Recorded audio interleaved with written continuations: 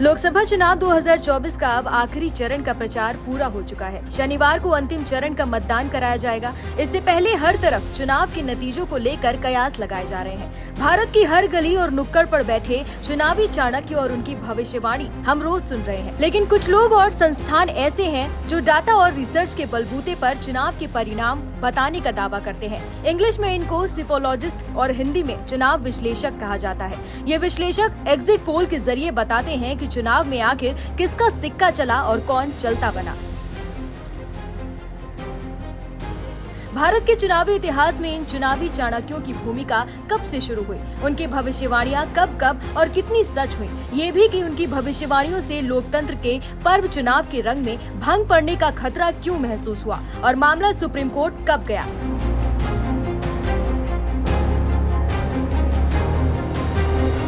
आइए हम आपको बताते हैं भारत में एग्जिट पोल का इतिहास। हम आपको ये भी बताएंगे कि चुनावी विश्लेषक आखिर वोटरों की नब्ज को समझते कैसे हैं। एग्जिट पोल में उन वोटरों को शामिल किया जाता है जो वोट देकर बाहर निकल रहे होते हैं।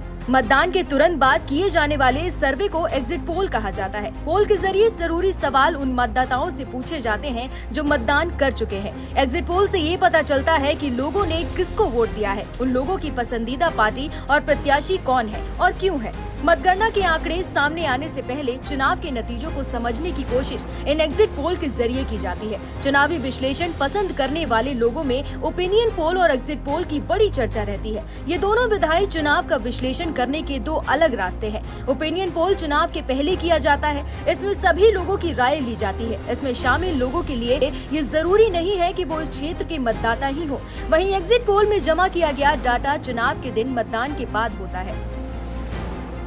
आपको बता दें कि भारत में सबसे पहली बार एग्जिट पोल 1957 में भारतीय जनमत संस्थान यानी कि Indian institute of public opinion ने करवाया था। जनमत संस्थान के प्रमुख एरिक डी कोस्टा को भारत में एग्जिट पोल का जनक माना जाता है। 90 के दशक में सैटेलाइट टीवी के जरिए एग्जिट पोल लोगों के घरों में पहुंचा। दूरदर्शन ने दिल्ली में मौजूद centre for the developing societies को पूरे देश भर में चुनावी सर्वे करने के लिए कहा। ये एग्जिट पोल का भारतीय चुनाव और इलेक्ट्रॉनिक मीडिया के साथ रिश्ते की शुरुआत थी। एग्जिट पोल में आमतौर पर मतदाता की जानकारी से संबंधित सवाल किए जाते हैं।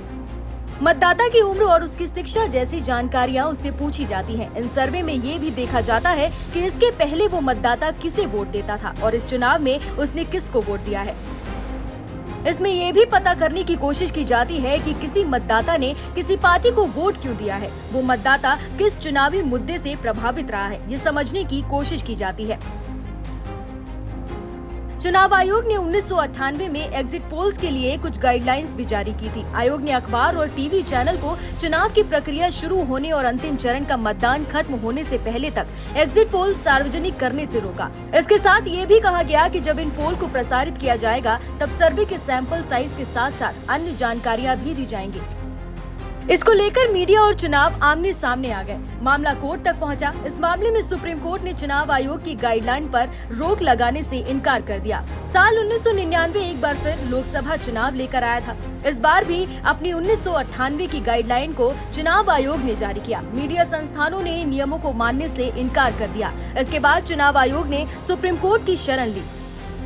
सुप्रीम कोर्ट के संवैधानिक बेंच ने इन गाइडलाइन को असंवैधानिक ठहराया। इसके बाद 2004 के लोकसभा चुनाव में आयोग ने कानून मंत्रालय की मदद से जन प्रतिनिधित्व अधिनियम की धारा 126 में संशोधन किया। इससे अंतिम चरण का मतदान पूरा होने से पहले एग्जिट पोल पर प्रतिबंध लगा दिया गया।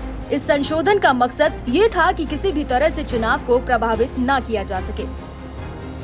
चुनावी विश्लेषण के लिए सर्वे और एग्जिट पोल के इस्तेमाल को कई देशों ने प्रतिबंधित कर रखा है। भारत के साथ साथ इटली, फ्रांस और जर्मनी समेत कई दूसरे देशों में भी चुनाव का अंतिम मतदान होने तक एग्जिट पोल को सार्वजनिक करने पर पाबंदी लगी हुई है।